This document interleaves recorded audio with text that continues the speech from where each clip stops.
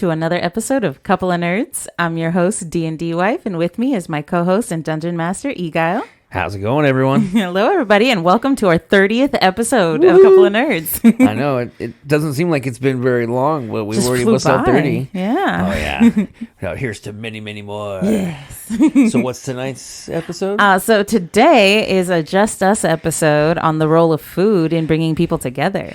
And Just Us is like where we kind of put away the dungeon master, put away the player aspect, and share a little bit about just us. As a nerdy couple. Right, and like kind of little nuanced things where even though we may seem like D&D is everything, we do have other hobbies and other followings, and we like to share in those. And hopefully through our experiences and the ones we hear from others, we can kind of also get to know each other more than just being D&D players. Yeah, it gets a little deeper, a little more. Yeah. And so tonight's a good one because that's why I'm taking point is the fact that this is kind of one of our major hobbies and was probably kind of a really interesting one in the dynamic of our relationship is cooking. Yep. As the major joke is I am the cook. Yeah, and I was not. No, yeah. And so it wasn't until later that I became a cook. So it's more of, we kind of both learned together over time. I just happen to have more of kind of the career-oriented part of it. Yeah, so the skill really got there first for you. Oh, yeah. And so, we found that it also did a lot for us. And the funny thing, which is why we were talking about doing this episode today, was that we really can track a lot of our relationship through the foods we ate and made throughout kind of the early part of our relationship to where we are now. Oh, yeah. I remember we used to make a Hamburger Helper every night. Every night, Hamburger Helper. Yep. Hey, it gets you through. It was a tough time for the two of us, and we had to do what we had to do. I mean, when you're right out of college, you guys know the struggle, I'm sure. I remember the splurge was tuna helper. Yeah. It was like, we're doing something different. It's different. And so, we found that like it's not only like something that's like obviously a really great hobby to learn, but it's such a great bonding experience to have with your partner. Yeah. That you can have this kind of thing that you can do. And we've done most of the fads and we've seen all the trends. And I now pray to the church of the air fryer because I absolutely love it. So good. And we are not sponsored by any kind of air frying. Not at all. But we really wanted to share kind of our experiences and some of the things that we've had, some of the challenges we've seen in cooking, and some of the things we found that work for us. And maybe through some of our experiences and our stories, you might learn a little something out there too. Prepare your kind of vegetables and get ready to cook a little bit with us. Get your mise en place ready. As we kind of dive in a little bit more on us. And really, I think the biggest thing that I find, the easiest way, and I think it starts with one of our early favorite television shows as a couple, which was Worst Cooks in America. Oh yeah, I loved it. And I think that really comes to a T as to like what cooking is for a lot of people. It's like that fear, because I know you were so scared in the beginning. Oh yeah, I was burning our apartment down. We had a couple of fires. We've had a few incidences where we not necessarily no damage, but we have set oils and stuff on fire on accident. Smoke points have been reached. Yep. So but we've had those experiences, but they were all like trial and error learning, and half of it I feel like really when it comes to cooking is just honestly being able to follow instructions. Really, really taking the time to read everything properly before you even start, I think is the biggest thing I took away from everything is read the instructions first before you even start getting anything ready. Yeah, and that's obviously what it's like read it twice, then go over it, and read the whole thing is a big thing for me. Yep. Because like I always tell you the story of when I was in like 5th grade and in wood shop, and there was this, I remember, right, and there was this test we had to take, and we had to go through all of them, and it was all like raise your hand, walk up to the front. You guys remember this test if you're older, if you're old enough. And then the last question is like, do nothing, sit here and just watch everyone who doesn't follow the instructions. And if you did anything but this one, you failed. Yep. And I failed. Yeah. And after that embarrassment, I've never done it ever again. Yep, you learn real quick. So it's really helped me kind of develop as a cook myself. And I think it really helps because, I always find that, like, when it comes to you and I's dynamic, I am kind of this, like, rough cook and you're a baker. Yep, so it's very precise for me. And so I know we have a lot of issues when it comes to your needing everything to be very precise. Yeah. And I know you struggle a lot with apartments because we don't get to choose our appliances. Well, yeah, especially for baking, it's really tough to get an oven that actually reaches the temperature you set it to. We have, like, 2 thermometers in our oven to see if it's close? Yeah, to make sure that it is actually and we have to constantly adjust. Thanksgiving's a pain in the butt. Oh, so much, especially with a giant turkey in there. It's ridiculous. It's so tough to get through. But, we're making forays into baking. We're making sure to learn new things. Yeah, we found that, like, the biggest thing is kind of a note we took from Alton Brown, which is that everything has to be a multitasker. Yeah, you have to have, if you're going to have appliances in the home, they should serve multiple purposes. Yeah. You don't have space. Like, we have, like, one shelving unit, and that's, like, all we have, and that has to hold everything we own. Yep.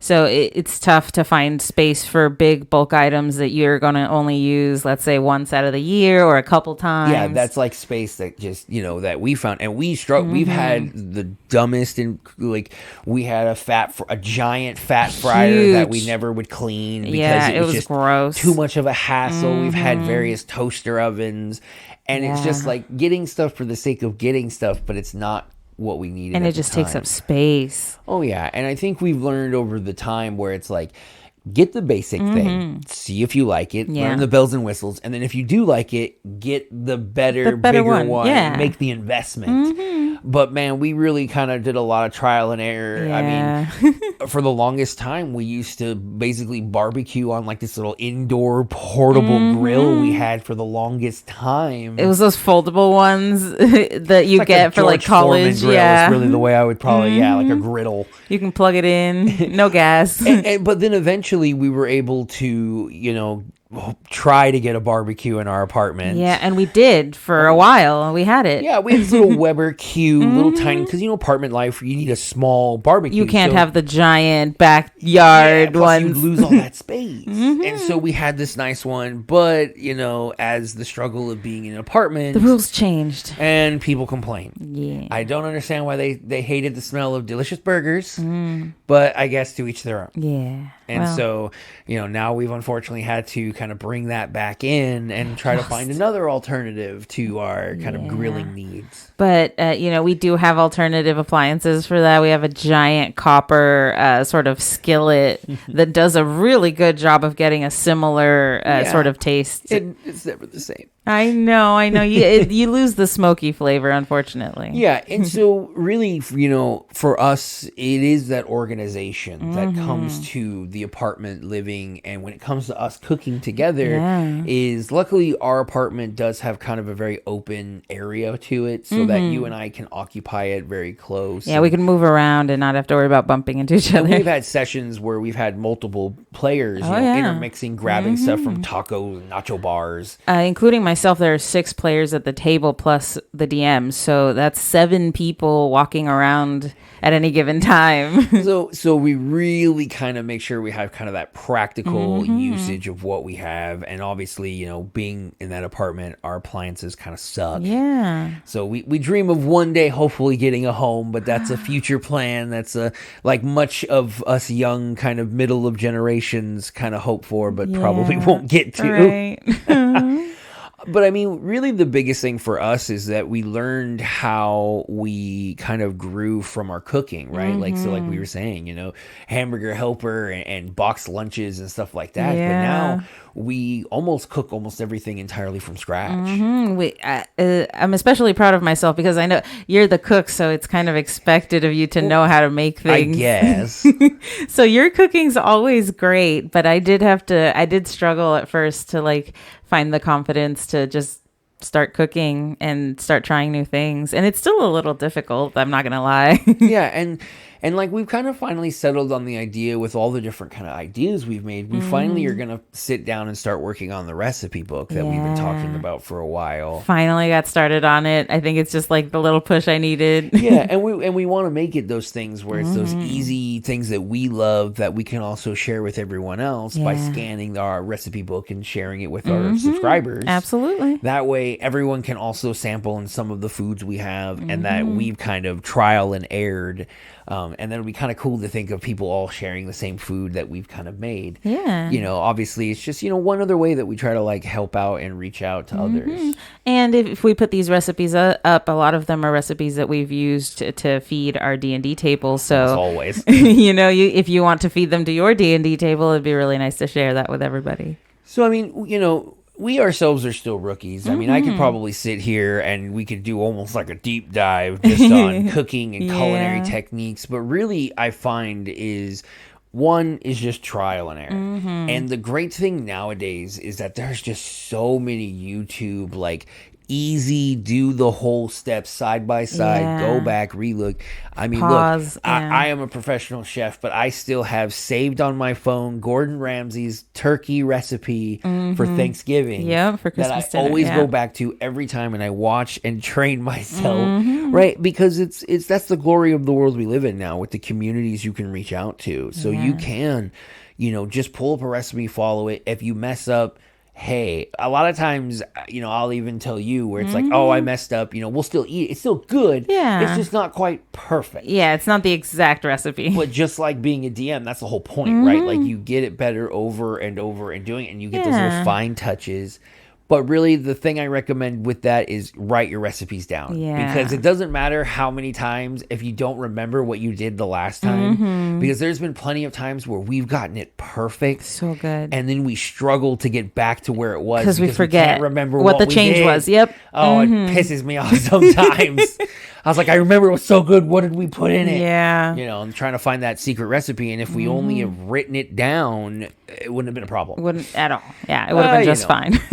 But it's not just like the tips that we want, you know, that we share, but really when it comes to us, we really take food to another level when it comes to between you and me. Yeah, it's sort of something we share as not just a hobby, but something that brings us together too over mealtimes. Yeah, I mean, I don't want to use certain terms. I wouldn't necessarily call us foodies because I'm still pretty picky. Like I'm a regular person, so like I don't like certain things, and it is that kind of embarrassing thing where it's like, well, you're a cook, you're a chef. Why you should eat everything? No. Well, you are starting to try new things. I'm trying, but I don't like a lot of things. True. I'm very picky. I can't help it, but I'm a cook, so I can cook my own food that I like. Yeah. But I find that like we have, like you said, started to slowly explore new places. Yeah, it's been nice.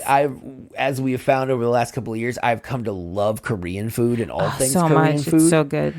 So I mean, that's one of those things where unfortunately, like when I like fell in love with it, COVID happened. Yeah. So Korean barbecue was like wiped off the face You of the can't. planet. It's a community sort of event anyway. You sit around the hibachi grill and you cook up food. Right. And so we always would try to go places, and so it really got us cut back. But what we kind of discovered during that time was, okay, well, we can't go to these places, these fancy, well, let's shop local. Yeah. Well, yeah, you know, so we don't live like near a huge major city or anything like that. Yeah. So if we want to go to crazy fancy places, you have to drive quite a ways to get to somewhere where like, oh my God.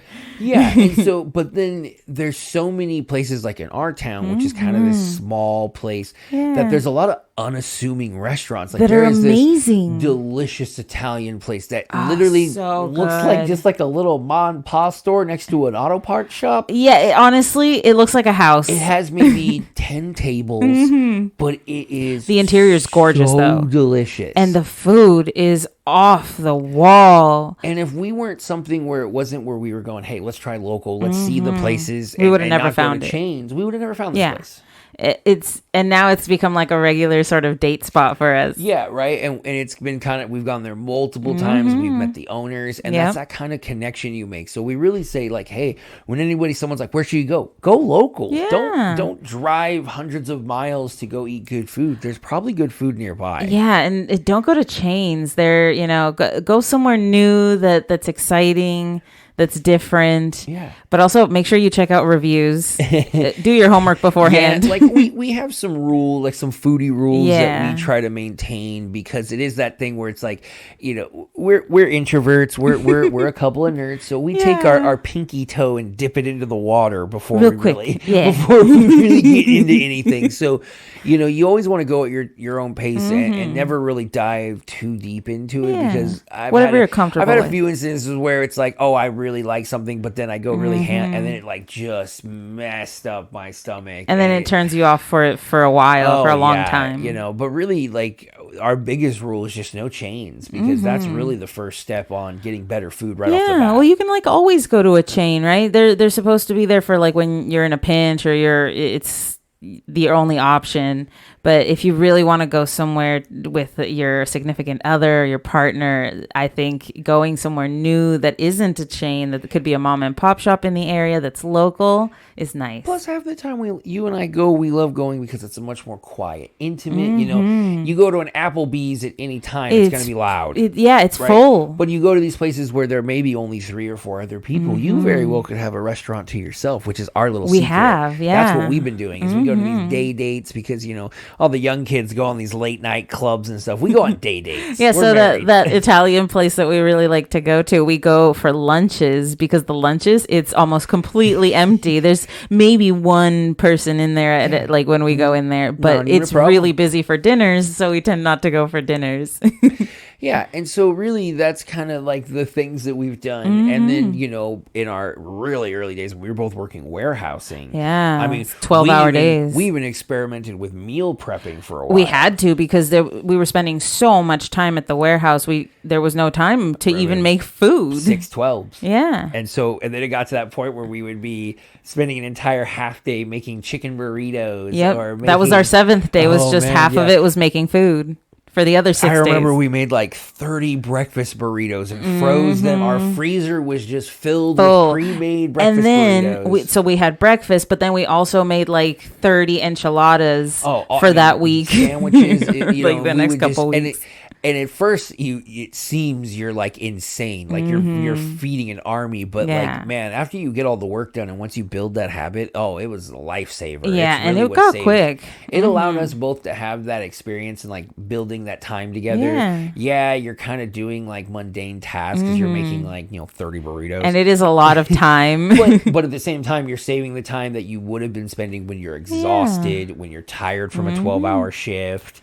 Yeah. Right, and that way we got all that extra time back, and you're still spending time together, so it's not like you're having to miss each other while you're meal prepping. Yeah, the only thing like that we got to a certain point was it just it's like it's so much food. Yeah, and if you're not eating enough of it, like you're just wasting it. Yeah, if you skip a day or two, it could go bad. Yeah, so like now we've really kind of, you and I have this kind of style. We more kind of buy per the week kind of thing. So that way it's more of, okay, we're not getting a ton of extra food. We're not getting all this extra stuff. We're not having spoilage, because that's the thing I hate the most is, as a cook, I hate throwing away food just for the sake of that. It's just too so much. Bad, yeah. But it's such a common problem in my industry like I really wish could be rectified, but with all the different laws and stuff, it's such you kind of have ridiculous. to, yeah. So I mean, for us, it's always been a way, hey, if only we could throw this out as we could, but of course, there's always restrictions. Unfortunately. I mean, we've talked mostly about, in previous episodes of Couple of Nerds, if you want to search out there for that. We talk about just how important food is to a social group, to a group, to a community. But it is even more important when it comes to you and me. Yeah, to a significant other, to partners, to a couple. It can strengthen the existing bond. It can make sure that the relationship stays strong and healthy. I mean, how many movies from the 80s and 90s has like the romantic cooking scene that shows them to like taste my sauce, the dinner, the intimate dinner. And there's always that back and forth, like, oh, it's sexy for a man to cook, and a woman needs to take it. But it's just at the same time, confirm. At the same time, it's mostly just it's a way of connecting. Even there's times where you're just sitting at the table on your computer and I'm cooking us a meal or breakfast. Yeah. We're still together doing it. So I think that's really kind of that bond that we really have created with cooking. So when we look back at all these different times, it really just shows how much we've learned together because we've gone together the whole time through all these steps. Yeah, and we've talked about how tough it is, right, if you don't know anything about cooking to get into it, but doing it as a couple with a partner really kind of diminishes that fear because you're both trying it out. You're both sharing in that experience. Yeah, and I mean, obviously, we're not old, so we kind of had especially in the early days, the kind of issue of like your couch is your dinner table, your everything, your chair, your sleeping bed, your everything. So.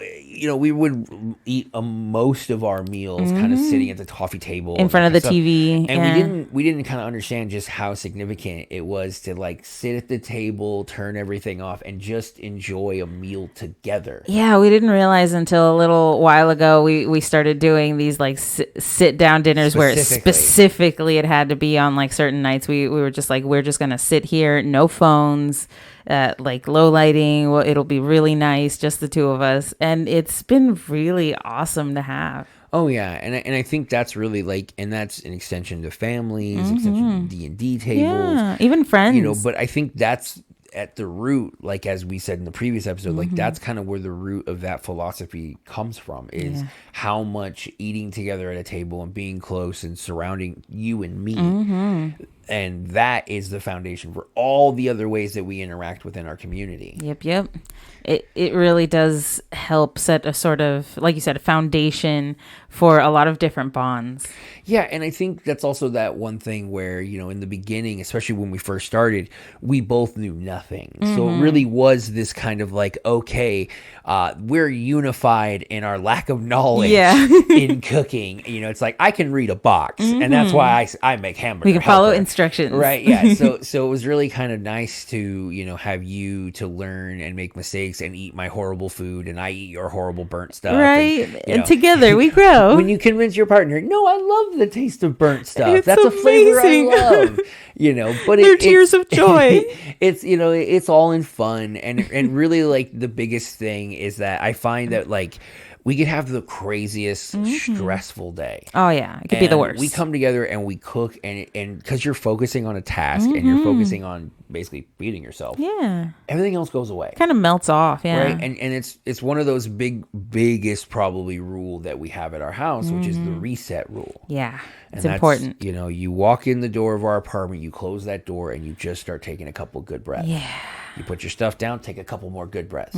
You just take in the fact that the world is gone. Yep, it's closed off. And you're back in your castle. You're in your home. You're in your home. And and it's just, everything else is gone until the next day. Yeah. And especially when we're together, that's when it's the best. But it's really helped a lot of that stress, because I find, especially with, we're almost coming on a 10-year long relationship. Oh, yeah, pretty close, yeah. Stress has been the biggest wedge that we've dealt with. Yeah, it can really hurt if you're not careful, and sometimes you don't even realize that it's so stressful that it's causing problems. Yeah, in like, it's so interesting with like food and like eating what is like unhealthy fast food, junk food. Right, yep. Really actually adds to the stress. Like it's bad buying ready-made meals that are just ready to go, and they're not really filling. And mind you, we're not those kind of like GMOs, hey, however you want to eat is fine. But at the same time, we're also to the point where it's like, hey, if we can make it, why don't we just make it? Let's make it.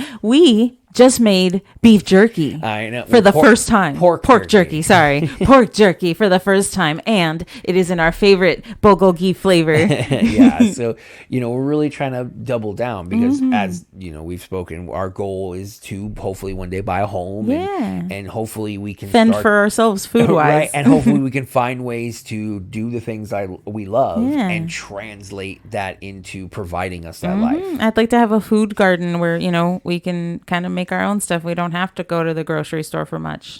Yeah. And so as we've, been building now this podcast and this kind of enterprise, hopefully that we can grow and stretch out. And we love each one of you that has kind of helped us by adding views. Thank you so much. And subscriptions and everything. And we could never ask for anything more than what you've given us so far. It's awesome. Thank you guys so much. So we really find that important. And we even take that in respect of our days off. And that we even kind of know that when one of us is off, besides doing podcast work and kind of taking care of scripts and videos and editing, the person who's home also kind of understands that taking care of a meal.